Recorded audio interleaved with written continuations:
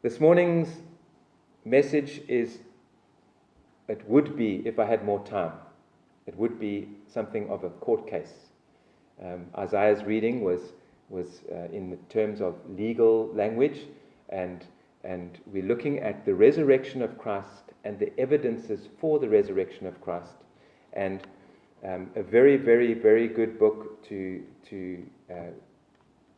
read on the subject is by Josh McDowell, Evidence That Demands a Verdict.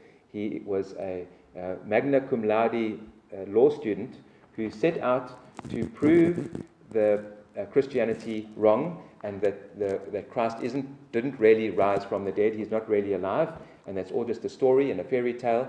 And so, as a law student, he set out to try and prove Christianity wrong. And of course, in the process, he got saved because he discovered that he couldn't prove it wrong. And everything I'm going to share with you this morning is mostly from a legal perspective, from lawyers. There have been a number who have tried to disprove Christianity and who've got saved in the process because they've discovered that they actually can't disprove it because the evidence is far too compelling. One lawyer said that there is more evidence supporting the resurrection of Christ than would be accepted as proof of innocence or proof of an argument in any court of law. What is required for proof to establish the fact of an argument in any court of law, the evidences for Christ are far greater, far greater. So what I'm going to share with you this morning is just a fraction, just a little bit, just to give you an idea of the reality of this God that we serve, the reality of his resurrection, and the reality of the fact that he is alive. He is real, he is alive, and he's involved in our lives, intimately involved in our lives. So, the first question is, what is the importance of the resurrection? All religions in the world are based on philosophical propositions. All religions, except for four, are based on philosophical propositions. So an idea, a philosophy, something that sounds nice and good, except for four. Those four are Judaism, Islam, Buddhism, and Christianity. Those four religions are based on personalities, on a person, on the teachings of a person. Of those four, the only one of those persons that the religion is based on that is alive is Christianity. The others are all dead. Judaism is based on the teachings on the father Abraham, who is dead, as we know. Buddhism is based on the teachings of Father Buddha, who is dead, as we know. And you can go to his grave, and they make shrines and all sorts. Islam is based on the teachings of Father Muhammad, and he's dead, and you can go to his grave and you can see the shrines and what have you. The only one that is alive is Jesus Christ, the father of Christianity, the founder of Christianity. And he's the only one who claimed to be God. None of the others ever claimed to be deity, claimed to be God. Jesus was the only one who claimed to be God. So, as a first importance, that carries some weight. Secondly, Paul said in 1 Corinthians 15 that if Christ was not raised from the dead, then our faith is in vain. Our faith is in vain. And so, in fact, he goes on to say that if he was not raised from the dead, we as Christians should be pitied more than anyone else in the world because we are deceived. We are believing some false nonsense, and we are completely deceived, and so Paul says that we should be pitied more than anyone else. Christianity stands or falls based on whether or not Christ truly rose from the dead. It is that important. This 2,000 years of the Christian church and the building up of this religion is based on whether or not Christ rose from the dead. That is how important it is. And then further, Jesus himself prophesied that he would rise from the dead. There are more than 16 occurrences throughout the Gospels where Jesus talks about his rising from the dead before it happened. He prophesied his rising from the dead. So if he rose from the dead, as he said he would, then everything else he said can be trusted and believed. And that's why we believe what he said. That's why we believe the scriptures, and we believe the gospel, and we believe his teachings, and we follow his teachings as the absolute authority, because what he said would happen, happened. And so we can trust everything he said. Conversely, if it didn't happen, then he was a liar and a deceiver and deluded himself, and we can't trust anything that he said. So it is that important. The resurrection of Christ is that important. Our faith is based on whether or not he rose from the dead. And as I said, there is evidence, there is proof that outweighs any other proofs that are required to prove an argument or exist in this fact that Christ really rose from the dead.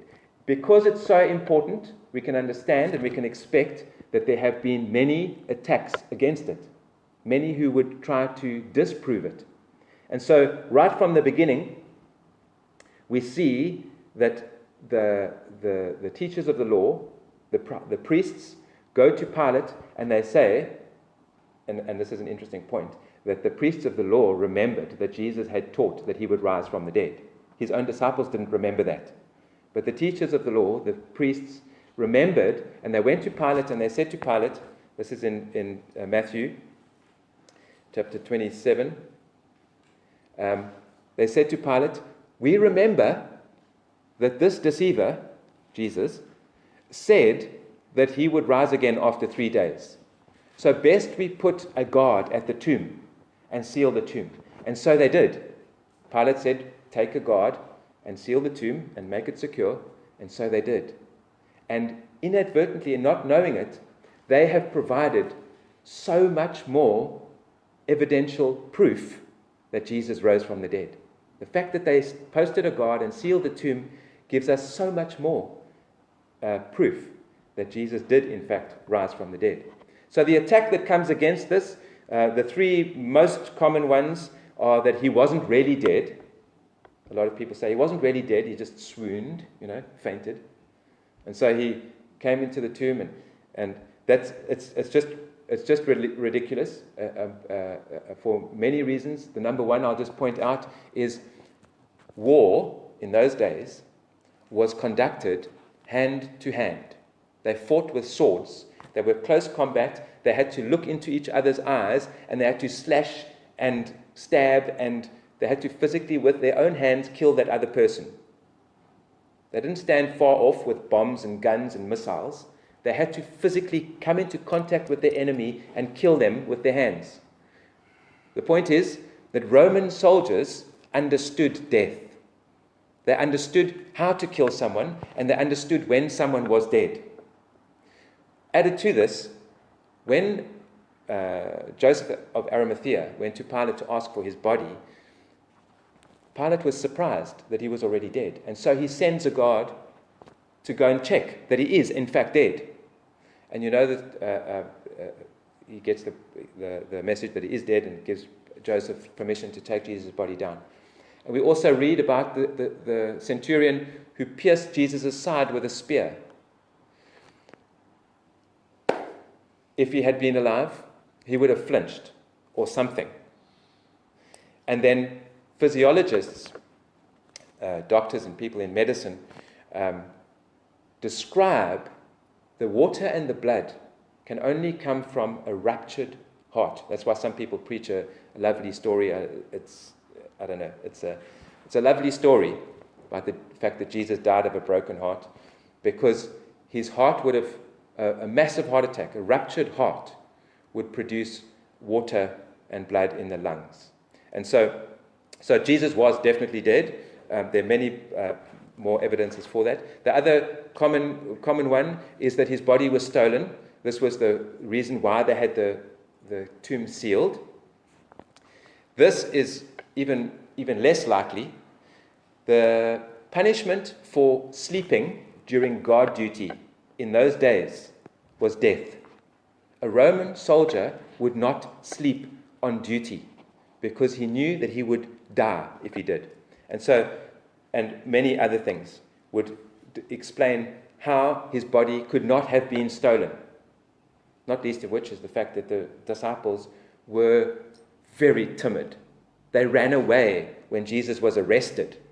They're not going to risk going and confronting a Roman guard to steal from a sealed tomb. That seal is, if you break a seal, you are assaulting the owner of the seal. That seal was the Roman seal, and they would have been assaulting Rome if they had broken that seal. And everyone in the Middle East at those days, Rome was the power. You don't oppose Rome. That is certain death. And so the third one is hallucinations. The disciples all had hallucinations when Jesus appeared to them. They just hallucinated. They didn't really see Jesus. They were just hallucinating. That one's even worse. Psychologists will explain how hallucinations work and how it's impossible for 500 people, at one point he visited 500 people at the same time, for 500 people to have the same hallucination. It's just not how hallucinations work. So these attacks that have come against the resurrection can be dismissed with unanimous evidence. In our reading today, and this is where I want to focus, in our reading we have two categories of defense, two categories of evidences that prove that Jesus really rose from the dead. The first are physical evidence, the stone and the grave clothes. The second are the eyewitness testimonies. In Judaism, in Judaic law at that time, 3 witnesses were required to prove an argument. Only 3 witnesses. Today still, we have eyewitness testimony holds a lot of weight in a court of law when it comes to arguing a case. So the physical evidence, first we have the stone that was rolled away. In Mark 16, we learn that this was a very large stone. The ladies going to the tomb, there were at least 3. There might have been 4. There might have been more. We don't know. But we know that there were at least 3 that were named. And so as they're going to the tomb in Mark chapter 16, we read about them discussing how they're going to remove the stone. So at the very least, it was too big and heavy for 3 women to move.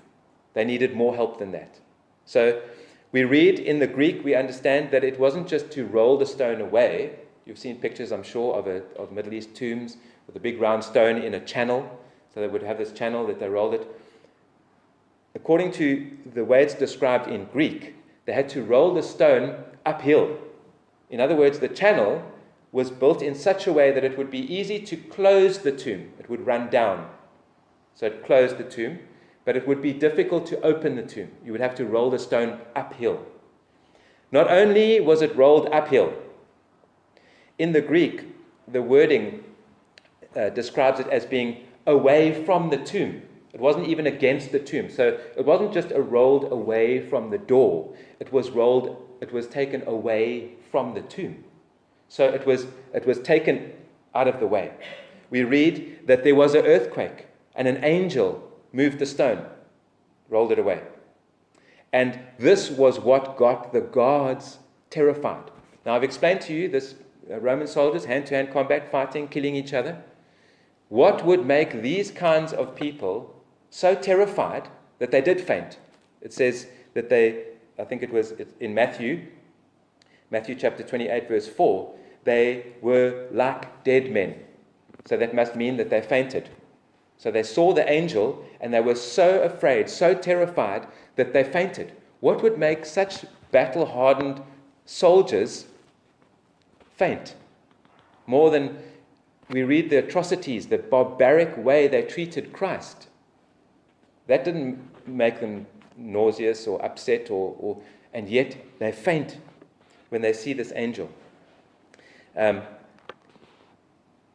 So we have this huge stone. We have the seal that the guards put on. We have the guards who would not fall asleep at their post, who don't go back to their commanding officer to report what happened. They go to the priests. Why did they go to the priests rather than the commanding officer? Well, we see why, because the priests are going to help them stay out of trouble. So there wasn't even a question in the priest's mind that what they were saying was a lie, or that the body was stolen, or they covered it up. They covered it up and they fomented a lie so that the soldiers could disperse a lie rather than the disciples believe that Jesus was raised from the dead. So they don't even argue. Then we have the grave clothes, and this for me is a mind-blowing point. The disciples come, Peter and John. John comes first. He gets to the grave. He looks in. He sees the grave clothes, and Peter comes as per usual, rushing in, and then John feels confident enough to come in after him, and it says that he saw and believed. So what did he see? He saw and believed. And it is described, I'm just going to give it to you, I'm not going to describe it, I'm not going to give you the evidences, I'm just going to describe it for you. This has been described by experts, and he describes what he would have seen. What made John believe? What did he see that made him believe? And the tomb was cut out of solid rock. It was cut into a cliff. This is from archaeological evidence, so they know what it looked like, and we see them. We can go to Israel and you can see them. And they cut out a piece, almost like a table, a bench, a table, and this was where the body would be laid to be embalmed, and then there would be niches cut out of the rock. In some of them, they vary, but usually it would be niches cut out of the rock, and then that body would lie there. There were two burials in Hebrew culture. The first one was when the body was brought in and embalmed, and the second one was a year to 2 years later, once the body had decomposed and only the bones were left. And then those bones would be collected and put into a box, usually a stone box, which would be put into that niche. It's called the ossuary, the box. The bones would be placed into the box, and it would be put into that niche. When the niche was full of boxes, so when family members had died and it was full, then they would seal that off, and so it would continue. So there was this table. So the grave clothes were lying on this table. There would be a little mound like a pillow cut into the stone. And this is why the head cloth was separate from the grave clothes. And basically what John saw were the grave clothes undisturbed. So we think of, they were lying on the ground, Jesus got up and he had to take them off, or so you imagine them lying on the ground, or there's a nice romantic story, which is a lovely story, but I don't think it's true, of the headcloth. In the NIV, it says it was folded up, separate. It was the Greek isn't folded. The Greek is twisted together, which would fit how it would be bound and wound around his head. So the argument goes that actually the headcloth was still on the pillow, almost almost intact, like that. Like the spices and things that they put in and the way it was bound kept it intact. The grave clothes were still lying the way they would have been bound on his body, but they would have been flattened. There were 36 kilograms of spices they used to fold in between the folds. As they wrapped the body, they folded it. Matthew tells us the amount of kilograms. It was folded into the body.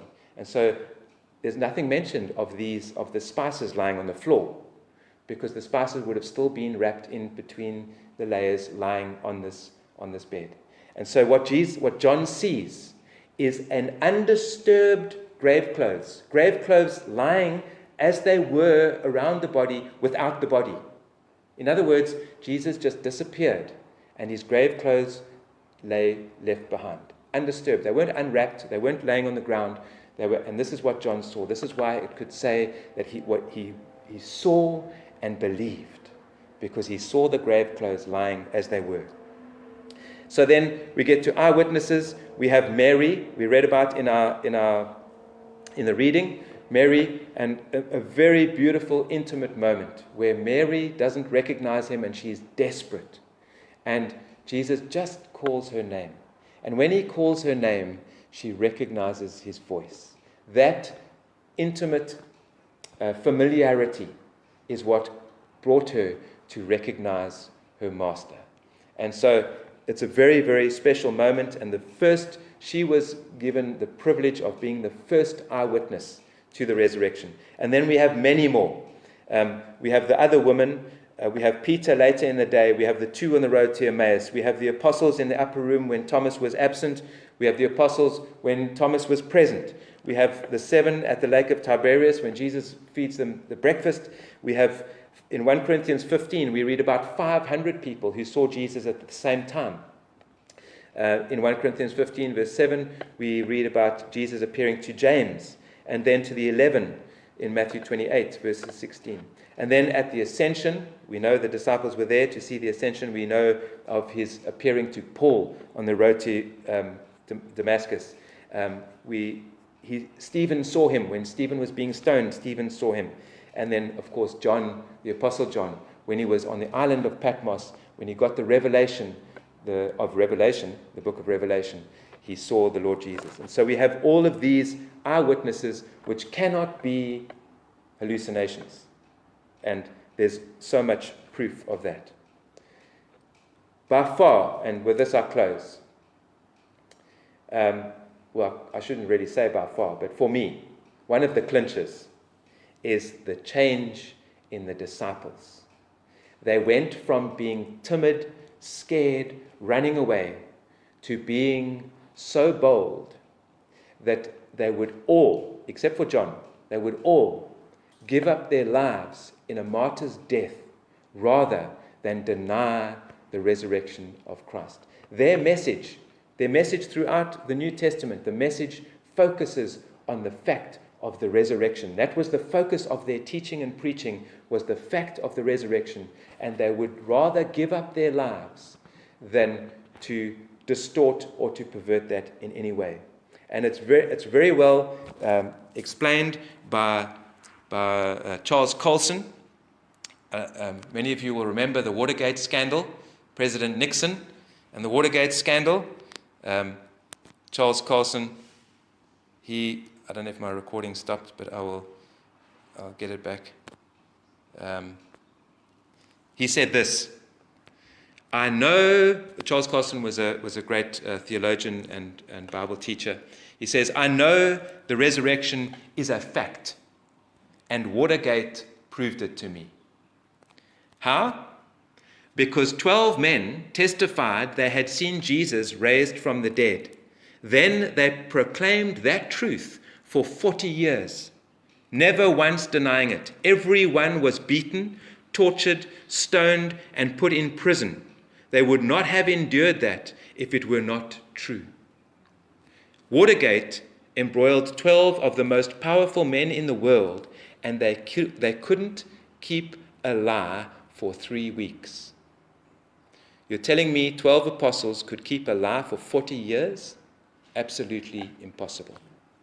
And so I thought that was a brilliant description of the disciples, of how the disciples, being so timid, could be changed to being those who would give up their lives rather than deny the truth of the resurrection. I pray for us that we would be those who would continue to carry that message and that truth as the world gets more and more anti-Christian, opposed to Christianity and what we teach and what the Bible teaches. We are being called bigots. We are being called all sorts of things. And I pray that we would be those who would continue to carry that message with that same amount of boldness, that we would be prepared to give up our very lives rather than see the truth changed.